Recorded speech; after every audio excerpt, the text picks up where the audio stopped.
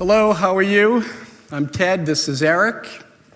I've gotten to know Eric very well through my involvement with Groupon. I'm on the board of directors of Groupon, and I've fallen in love with Eric. And I've also fallen in love with Chicago. My wife is from Chicago.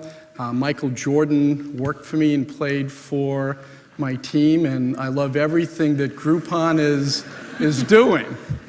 And I've always wanted to ask Eric this question because he is a true entrepreneur's entrepreneur. Is the drive to win, or do you just hate losing? So, it's a great question. I mean, I think, and I had a chance to talk a little bit to Ted about it before. And I think it's interesting because my first inclination when the question came up was, well, you have to want to win. But in talking it through, I realized that it's more important to want to not lose. And I can see that. I think people who are motivated to build great companies or try and do something new have this constant paranoia and fear of failure and this constant drive not to let it overtake them. So, I would say, having had the chance to cheat and have Ted give me the right answer, that it's you have to not want to lose. So when someone here comes to you with an idea or a business plan, is it good that they've had failures beforehand? I think for me at least, and this doesn't, it's more personal for me. I mean, you hope as somebody who's starting a business or launching something new that they never have a failure, and that they just have kind of an easy, smooth path to success. But we've done well over time. Building off of the foundation of failure, really figuring, for us, I think for Brad and I, our journey is one where we didn't innately understand business. We had to kind of mess everything up every different way possible and learn through that experience. Almost like, if we didn't do it, no one could just tell us. It wasn't like, hey, avoid this pitfall. We actually had to make the mistake. And so I talk a lot about it, and I tell people all the time that I think, at least when I look at entrepreneurs today and we look to make investments, one of the greatest things we look for or see is when they've experienced some hardship, some adversity, some failure along the way. Because I think you build on it, you learn from it, it makes you stronger, and ultimately it makes you wiser as an entrepreneur. So I think it's critical. Only 3 acts in the American drama. Young kid comes out of nowhere, defies the odds, slays the dragon, wins big. Act 1. Act 2, very public fall and failure. Media bloggers love that. Act 3, comeback. And America loves a comeback. Earlier today we were talking about Steve Jobs, rest in peace. And I met Steve in 1979 at a West Coast computer fair. I worked for a hot company at the time, no longer in business, called Wang Laboratories. And I bought my first Apple II. And then I started my first company in 1981, and because I knew Steve a little bit, got to work with them and worked on the rollout of the Macintosh computer. And saw Steve through some great times, and saw him fail. People forget there was the Lisa. It was his first iteration of a mobile device, total failure. He failed so badly they kicked him out of the company. And he had the greatest second act of all time. And one of the things that I can say that we've all learned from Steve is that relentless, maniacal focus on quality and customers is the ultimate definer. He worried about Main Street, not Wall Street. He worried about what did customers and how did they fall in love and become dazzled with what he created. And from a personal behavior standpoint, he exhibited a lot of traits that I see from the best entrepreneurs. They really understand the big picture narrative, the romance around what they're doing. And then they focus on every little detail. I made a print property for Steve back in 1983, and he summoned me to his office, and he literally had a jeweler's, magnifying glass, and he was asking me questions about clay content and thread count in the paper, and the Apple logo is 7 colors with a spot varnish. And he knew every single detail and he obsessed about it, but he never lost sight of that big picture and what the strategy and vision and the narrative was. And he would let his employees worry about the middle. And I think that that's an unbelievable lesson, and certainly one that I've tried to employ in my business affairs and also in the investments that I make. So now that we're totally, we had written down 6 questions, so we're completely off, which is where we should be, given that we both have ADD and have a hard time focusing. So, I actually, what's interesting is that look, Steve Jobs has occupied, I think, most people's minds for the past week, and it's been really interesting. I think for people who run their own business, who are entrepreneurial or who are trying to innovate, because all of a sudden he's come to crystallize so much that we all aspire to, or so much that we think is noble or good in what you try to do when you're disrupting something. And obviously that's gone far beyond just people in business. It's now kind of almost a national theme. But what I was most taken aback by in all the interviews that came out that night about him and his life is that he made this little tiny comment in the middle of a zillion really world famous quotes. And one of them was something like, someone said to him, why did you start Apple? And he said, well, I started Apple because in Silicon Valley, the cost of failure was next to nothing. It was just so easy to start a company. And I think in the theme of Chicago Ideas Week, and one of the themes that we spend a lot of time talking about here is that a lot of times I feel like the cost of failure is so high, because in Chicago, we too often have this mentality of beating up people who fail. And I think often in the Valley, they have the exact opposite mentality of really honoring people who take chances and take risk and fail. And so I worry about that. If there's one thing that I worry about more than any in the heartland, the Midwest, this hard-working kind of ethic, it's that can we, really honor the risk taker and not pounce on them when the risk they took didn't pan out. Steve Jobs also said that taking LSD was one of the 3 greatest learning experiences of his life and career. So I don't know if I'd follow everything that he said. When I worked on the Mac team, and frankly, Apple Computer didn't believe in the Mac. They had it as a side business. It was in a crappy little building, and he used to call his developers the pirates, and he wasn't afraid to fail. In fact, he hated to lose, and so he was going to make the Macintosh, and it's kind of this populist movement. I would say that the Mac really was a forebearer to AOL, and then frankly now to Facebook, this socialization, this popularization of taking really, really hard, ugly things and trying to make it palatable and usable for everybody. And Steve certainly was the king of that. And I think it also points to the importance and the value that's created by founder-led companies.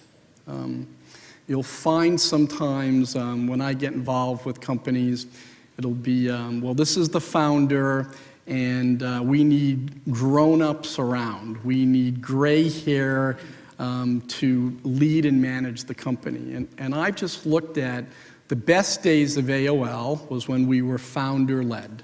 We had an intrinsic feel for the customer and the business model. Google is founder-led. Apple had an unbelievably strong hand. Groupon is founder-led. And so I think we should be celebrating founders and building teams around them, because ultimately, Mark Zuckerberg at Facebook is proving this as well, that founder-led companies build all the value. So let me, it's a great, now we'll just to segue a bit. So you and I just have this. This is like maybe my one question that I really want to get out is you've had this inside view of watching three really interesting, fast-growing companies get built. You were obviously there for AOL getting built and were building it with your own two hands. You were there when Google was built. You had an early seat at that table. And then obviously had an early seat with Groupon being built. I mean, especially as you think about today's day and age and how fast things are changing, the effect of, the social landscape, the effect of mobile, the effect of global. I mean, is there something similar in those three companies? Are they totally different? Is it that founder DNA that you think has let them all be successful? Yeah, I'd say the common thread in all of it is Kara Swisher. Just kidding. I would say that all three companies really started with the product stupid. They didn't really worry about business model. They worried about making really, really great products that were for mass consumption and trying to take what looks hard and complicated and make it easy. And all three companies really came with a first leading, I don't want to say killer app, but something that was just so good, so unique to start. And then they identified adjacent opportunities. When I first, AOL made one of the first investments in Google and we let them create our search, I was told, we're just going to be an arms dealer. We're just going to provide you with the algorithm. And I said, well, I don't believe you because the adjacent opportunities to go into mail and messaging and mapping, I had bought MapQuest. I saw the other day that Google Earth just was downloaded for a billionth time. And that once you get that first bionic arm really pumping, it gives you permission to just bolt things on in these great adjacent opportunities. We're seeing that with Groupon right now, with the travel products and the Groupon products rollout. And so I think that it's the real focus on that one great thing. And if you get that right, then you have permission to grow. Yeah, it's interesting. I think what we see a lot, I spend time now at Lightbank as well, where I get to kind of wear these two hats. I get this really interesting view by being next to Andrew Mason as he's building, Groupon, and that occupies most of my time. But then I also get this really interesting seat at Lightbank watching these. We now have 30 really small to mid-sized technology companies that are all trying to find their model. And what I'm most interested in, I think, among that group is how they pivot their business models and how they essentially test and try and claw their way into one area of success and then adapt when it doesn't work. And what I worry about, and you've obviously seen the world from both perspectives, but what I worry about with the larger companies is that you lose that sense of being able to pivot. That inertia you talk about that propels the business forward also can become a handicap when you think about doing something different, because you never want to, kind of turn off that oil well or pivot too far from what's made you successful. Well, you wrote that book. You wrote Accelerated Disruption, and each of these companies is becoming a major player, and they're going to have to eat their flesh. We know there's some young person somewhere who's creating something that will try to disrupt every one of your companies. What is it that you look at? I mean, all these people are here really for you, and Brad, and what is it that you're looking for now in terms of making an investment, embracing an entrepreneur, and helping them to get to scale? Well, you're going to see one of them, Bo's here from Zarly, so you get a chance to see one of them live. But, I think we look for really two things, and there's no science to it. We look for the same things you look for. You run a fund much larger than ours. We look for great business models and great entrepreneurs. And really, I think a great business model is something that intuitively connects to you. You just kind of say, oh my God, that's awesome, or I never thought about that, or that could be huge, or why doesn't that exist, or why doesn't everybody use that? And a great entrepreneur is really, I think, somebody who has incredible passion behind what they're doing. They draw you in. You're kind of magnetically connected to their idea, and you also get this sense that, I think to the question you raised at the very beginning, that they will not lose. They just will do everything in their power to avoid failure. It's their life, and so that's what we look for. How about you? What do you? I bet jockeys more than the horse. I really think that there's lots of ideas, but it's the people and the teams that differentiate, and do they have the stick-with-itness, and have they had failures before, and are they able to focus on what the higher calling is? I think what Brad did here with Ideas Week is really brilliant for Chicago. There's this big belief that we have in the rise of the rest. We know the next Bill Gates is somewhere in some high school in India right now, and he has access to the world from some high-speed connection that wasn't available 20 years ago.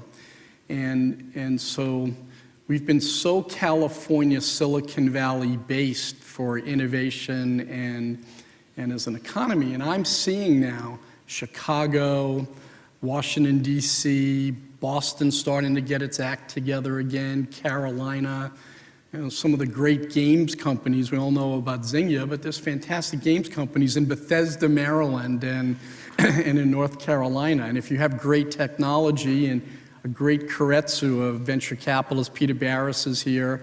Peter lives in Washington, D.C., where NEA is headquartered, but he's probably the largest investor in Chicago startups, along with Eric and Brad. And so it's good for the country. I mean, what we need most right now as a nation is job creation, innovation, and an export of excellence. I'm talking about Steve Jobs. There's a lot of people around the world that don't like America. There's no one around the world that doesn't love Apple.